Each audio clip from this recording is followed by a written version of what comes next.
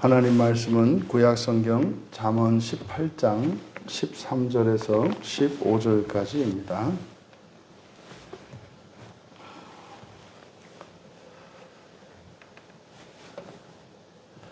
사연을 듣기 전에 대답하는 자는 미련하여 욕을 당하느니라. 사람의 심령은 그의 병을 능히 이기려니와 심령이 상하면 그것을 누가 일으키겠느냐. 명철한 자의 마음은 지식을 얻고 지혜로운 자의 귀는 지식을 구하느니라. 아멘. 교만과 겸손의 원인과 결과라는 제목으로 말씀의 은혜를 나누고자 합니다. 본문은 13절에서 15절입니다만 이것은 이제 12절에 걸려 있습니다. 그래서 12절에 바로 겸손과 교만에 대해서 이제 밝혔습니다. 그래서 교만은 사람이 멸망의 앞에 서 있다라고 하는 증거다. 내 마음이 높아져서 하나님의 말씀을 듣지 않으려고 할 때 그것이 이제 교만의 핵심입니다. 그래서 말씀에 실증이 나고 말씀에 반감이 생기고 말씀을 소홀히 여기는 이것이 우리의 교만의 증거입니다. 그것은 멸망 앞에 있다는 증거다. 또 반대로 우리가 하나님 말씀에 순종하고 또 그 말씀을 따라 행하며 살고자 할 때 현재의 삶이 어려운 가운데 있을지라도 그것은 영광의 앞에 있는 증거다. 그래서 겸손과 교만에 대해서 이것을 멸망과 영광을 나누는 기준으로 제시되었습니다. 그러면 이제 13절에서 15절까지는 바로 왜 이런 교만과 겸손이 생겨나는 걸까?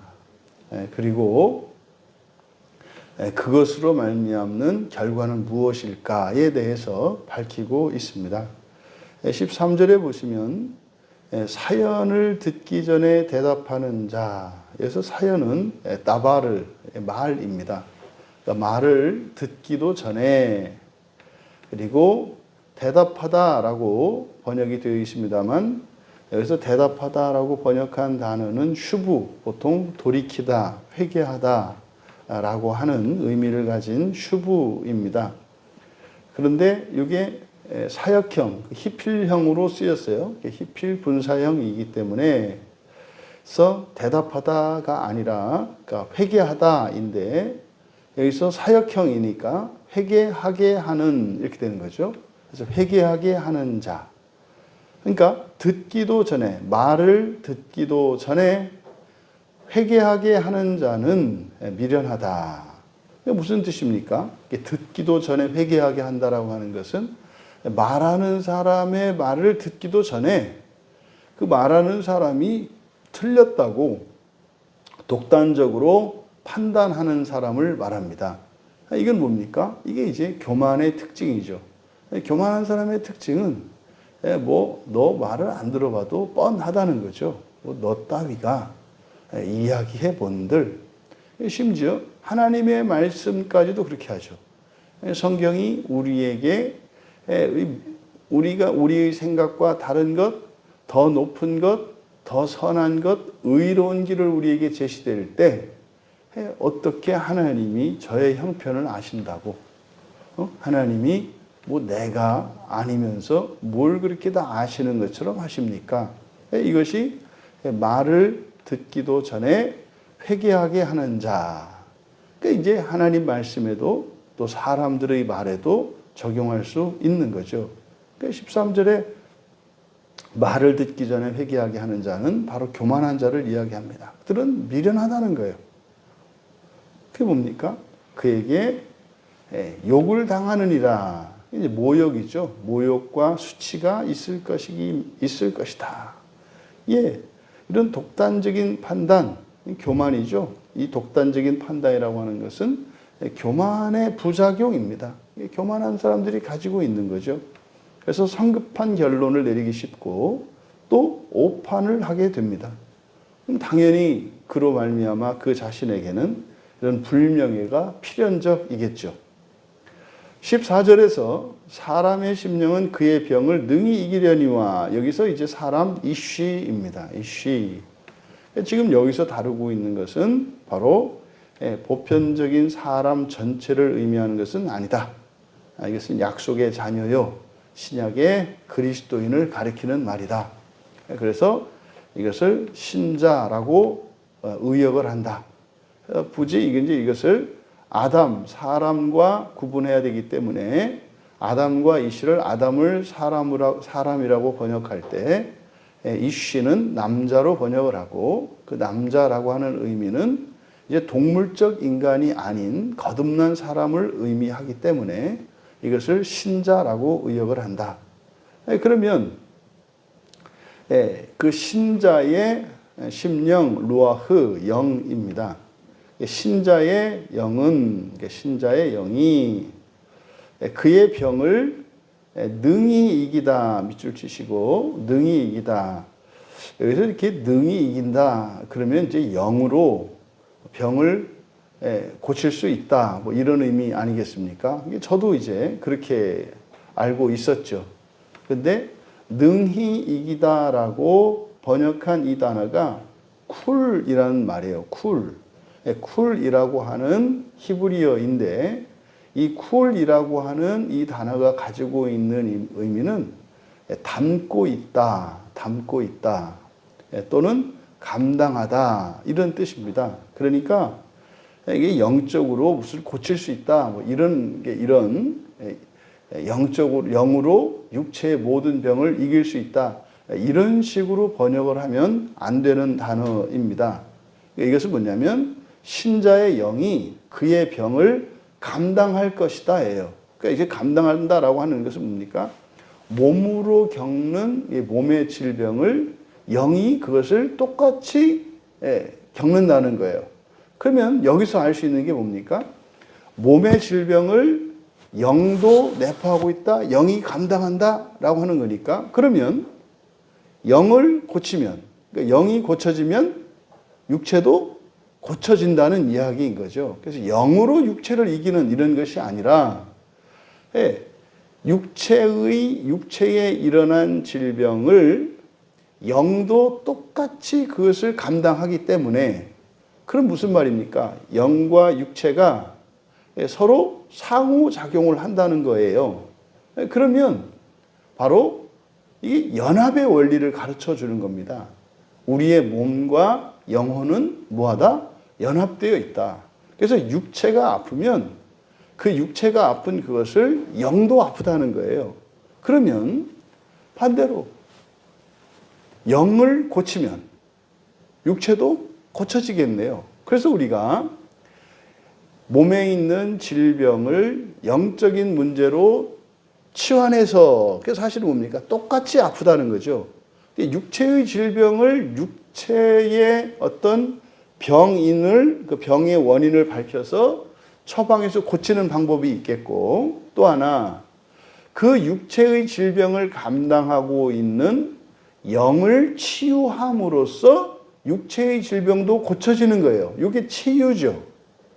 치유라고 하는 것은 어떤 의료 행위나 이런 어떤 육체적인 어떤 조치나 이런 것 없이 하나님께서 고쳐주시는 방식을 치유라고 이야기를 하는데, 바로 이 치유가 바로 뭡니까? 영의 문제를 영을 고침으로써 육체가 고쳐지는 거죠. 그러니까 이것은 영이 이제 육체를 이긴다 이런 개념이 아니라 영과 육이 어떻다? 연합되어 있다라는 뜻이에요. 연합되어 있다라는 뜻. 그리고 그러면 이제 사람의, 그러니까 신자의 영이 그의 병을 감당할 것이다. 그러니까 육체에 일어난 이 질병의 문제를 영을 치유함으로 고칠 수도 있다라고 하는 것을 가르쳐 줘요. 그런데 영이 상하면 그것을 누가 일으키겠느냐? 그래서 이제 일으키다. 나샤입니다. 나샤. 그러면 여기서 이제 상하면 이렇게 되어 있습니다만, 영이 상하면 이렇게 되어 있습니다만, 그대로 직역하면 누가 상한 영을 일으킬 것인가? 쭉 이어지면 이렇게 됩니다. 신자의 영이 그의 병을 감당할 것이나 누가 상한 영을 일으킬 것인가? 육체의 질병이 걸렸습니다. 영도 그 병을 함께 앓습니다. 그럼 영이 아프잖아요. 상한 영이잖아요. 그러면은 누가 상한 영을 일으킬 것인가? 그러면 육체의 질병을 고치기 위해서 영을 치유해야 되는데 그것을 일으킨다라고 했어요. 그럼 상한 영을 누가 일으킬 수 있는가? 여러분, 이것은 지금 교만에 대한 교만의 결과에 대해서 말을 하는 겁니다. 교만하면 이 교만이라고 하는 것은 무엇의 결과물이다? 영이 상했기 때문에. 그러니까 상한 영의 병 중에 하나라는 거죠. 육체의 질병이 있듯 영의 질병, 이것을 상했다, 상한 영이다 이렇게 말했는데, 바로 교만은 그러니까 상한 영의 결과물이며 영이 상했다고 하는 증거가 되는 겁니다. 그러면 교만한 사람은 바로 영이 상했기 때문에 그 상한 영으로 인해서 육체의 질병을 회복할 수가 없는 거예요. 그러니까 유익을 얻지 못한다 이 말이에요. 그러니까 신자라 할지라도, 신자라면 사실은 불신자가 누리지 못하는 특별한 권리, 특권이라는 게 뭡니까? 육체의 질병도 영을 회복시킴으로써 고칠 수가 있어요. 그런데 그 신자라 할지라도 상한 영을 가지고 있으면 그 유익을 누릴 수가 없다는 거죠. 그래서 교만하게 되면 바로 그 유익을 누리지 못해요. 그래서 병든 몸으로 죽어갈 수밖에 없다는 겁니다. 이어 15절에 명철한 자의 마음은 지식을 얻고 지혜로운 자의 귀는 지식을 구하느니라. 그럼 이제 13절과 14절은 교만에 대한 이야기였다면 바로 15절은 겸손에 대한 이야기입니다. 겸손한 자에 대한 이야기입니다. 그러면 여기서 명철한 자 이렇게 되어 우리말 성경으로는 명철한 자라고 번역했습니다만 여기 비인입니다. 그래서 잠언에서 많이 나오는 단어지 않습니까? 이거를 우리가 분별하다라고 번역을 했어요. 분별하다. 분별하다. 그런데 이게 수동형이에요. 수동형이니까 분별하게 되다예요. 분별하게 되다. 이게 분사로 쓰여서 분별하게 된 자 이렇게 됩니다. 분별하게 된 자. 그러니까요. 이전에는 분별할 수 없었는데 분별하게 된 사람을 말한다 이 말이에요. 이게 사실은 거듭난 사람이잖아요. 그러니까 거듭난 사람 중에 바로 겸손한 자의 특징입니다. 그래서 분별하게 된 자, 이건 겸손한 자예요. 그의 마음은 지식을 얻다라고 하는 이 단어가 카나입니다. 이 카나는 돈 주고 산다는 뜻이에요. 그냥 얻는 게 아니라 대가를 지불하고 사는 것을 말해요.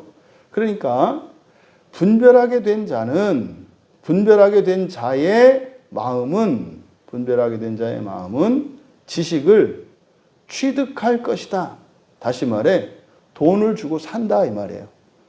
그러니까 그 지식을 얻기 위해서 뭡니까? 대가를 지불하고서라도 그 지식을 살 거라고 말을 하는 거예요. 그럼 여러분, 바로 그 지식이 사실은 이 겸손한 자를 어떻게 만들어요? 분별하게 만들죠. 그러니까 이게 사실은 이 겸손한 자는 분별하게 된 사람입니다. 그래서 분별하게 된 사람이기 때문에 그 지식의 가치를 안단 말이에요. 그 지식의 가치를 알아요. 그러니까 우리가 주일에도 살펴보았던 것처럼 사람들이 왜 표적을 보고도 믿지 못합니까? 믿지 않는 이유가 뭐라 그랬어요? 유익한 것을 생각하지 않기 때문이다 그랬어요. 그 참 진리를 알지 못하는 것, 그리고 그 유익함을 생각하지 않기 때문이라는 거예요. 그러니까 어떤 일을 할 때는요, 이 일이 나에게 유익한가, 해로운가를 생각해야 된단 말이에요. 이게 분별이죠. 그러니까 분별하지 않으니까 선한 일이든 악한 일이든 그냥 대책 없이 휩쓸려서 감정적으로 한단 말이에요.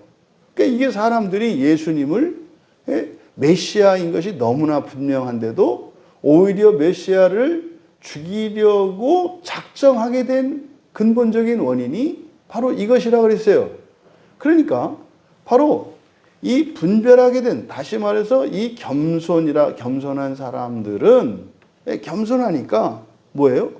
지식을 추구하게 된다. 지식을 얻기 위해서 내가 왜요? 겸손하다는 게 뭡니까? 나는 부족한 게 있고 모자란 게 있다는 거거든요. 상대방을 더 낮게 여기는 거거든요. 그러니까요. 상대방의 얘기에 귀를 열고 마음을 열고 듣는단 말이에요. 그러니까 그 지식을 배우려고 한단 말이에요. 그게 이제 오늘날 그리스도인을 뭡니까? 교회 나와요. 설교를 듣는다니까요. 또 반복해서 듣고 노트도 하고 한다니까요. 이렇게 이해되지 않는 것에 대해서 하나님께 기도도 하고 말이죠. 하나님 도대체 못 알아듣겠어요. 저를 좀 알아들을 수 있도록 도와주세요. 이것이 여기서 카나에 들어갑니다. 이 카나가 돈을 주고 대가를 지불하고 얻는 거라 했지 않습니까? 이 대가라는 게 꼭 돈만을 말하는 게 아니죠. 수고와 열심과 시간과 이런 모든 것을 말하는 겁니다. 그럼 결국 그 지식이 겸손한 자를 뭐하게 해요? 분별하게 해요.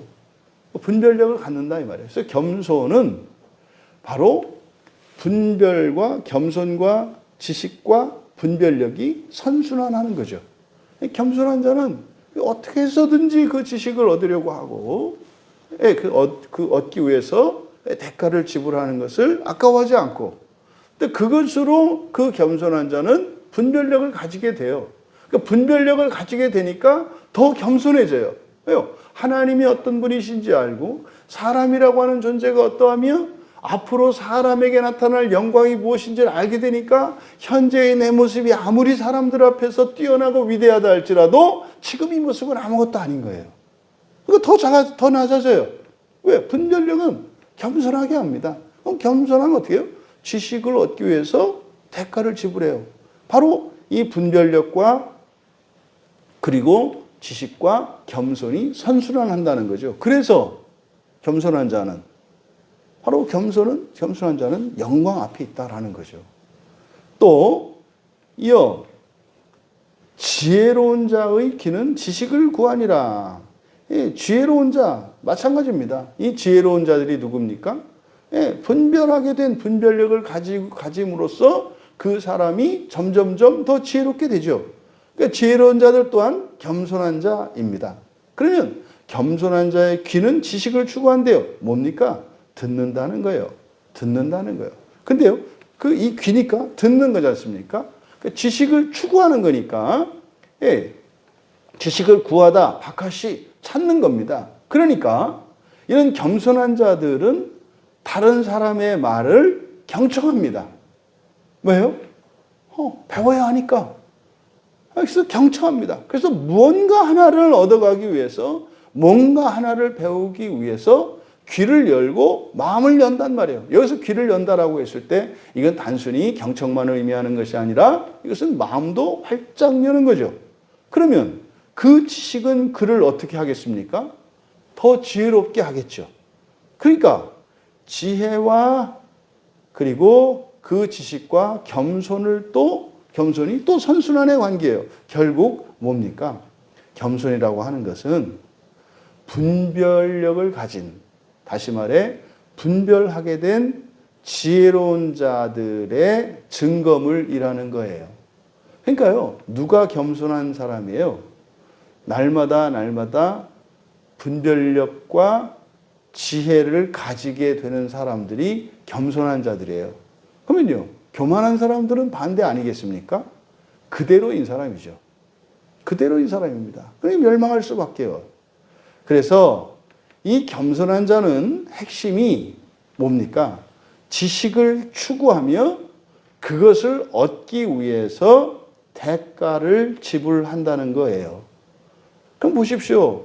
앞에서 13절과 14절에서 이야기한 교만한 자와 그리고 15절에서 이야기하는 이 겸손한 자의 특징을 비교해 보았을 때 현재의 상태로 보면 교만한 자가 아무리 위대하고 아무리 모든 면에서 뛰어난다 할지라도 겸손한 자는 끊임없이 분별력과 지혜를 더 갖추게 되며 더 많은 지식을 추구하게 되기 때문에 그리고 그것을 얻기 위해서 수고를 아끼지 않기 때문에 결국은요 아무리 위대하고 탁월한 교만한 자라 할지라도 아무리 그에 못 미치는 겸손한 자만 못하게 되는 거예요. 왜요?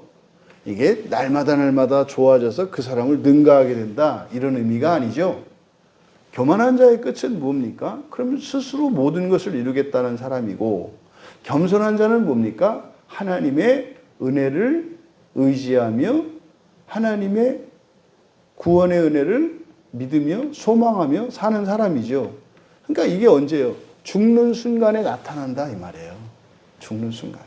그러면은요 가난하고 신분이 참으로 미천하고 그러할지라도 겸손한 사람이었다면 그는 죽는 즉시 하나님의 영광에 이르게 될 것입니다. 그런데 아무리 인간적으로 뛰어난 천재이고 아무리 인격적으로나 또 지적으로나 모든 면에서 다른 사람들보다 뛰어나다 할지라도 교만한 사람은 다시 말해서 더 이상 배울 게 없다.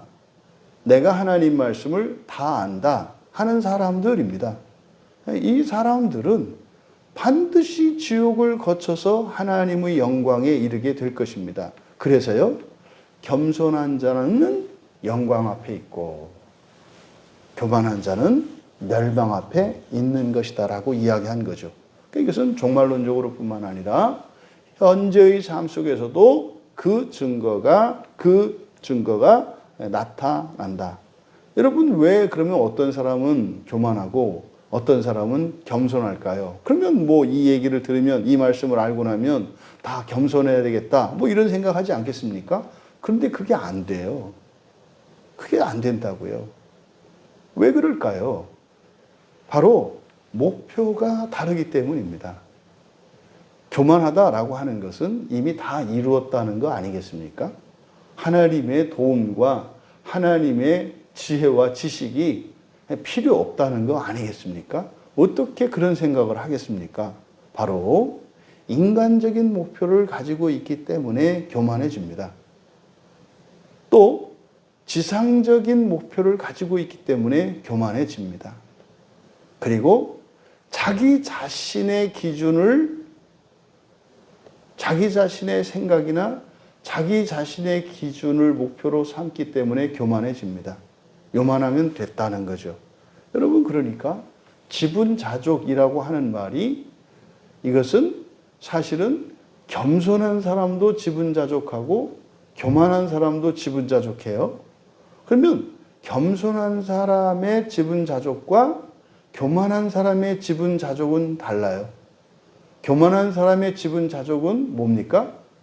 지금이 너무 좋은 거예요. 지금이 너무 좋은 거예요.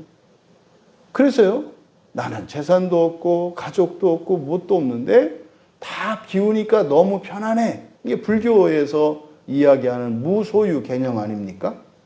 이것이 교만의 한 종류예요. 여러분, 왜 아무것도 사람이 가지지 않습니까? 가장 좋은 것을 가지기 위해서 지분자족하는 것이 겸손한 자의 지분자족이죠.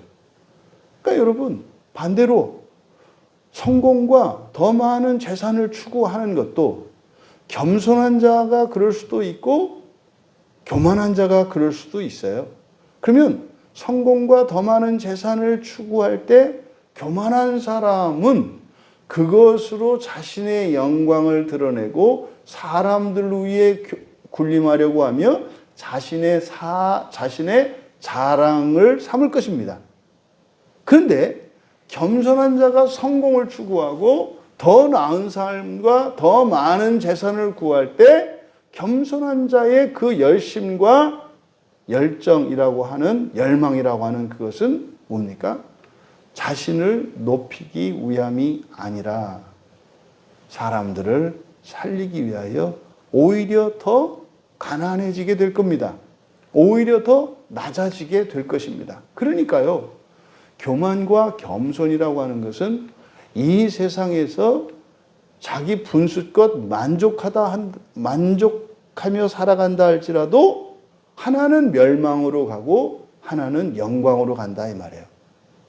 또 하나 이 세상에서 성공을 추구한다 할지라도 바로 겸손과 교만에 의해서 정반대의 결과가 나온단 말이죠. 그래서요, 무엇보다 먼저 해결해야 하는 것이 교만과 겸손입니다. 그것이 뭐라고요?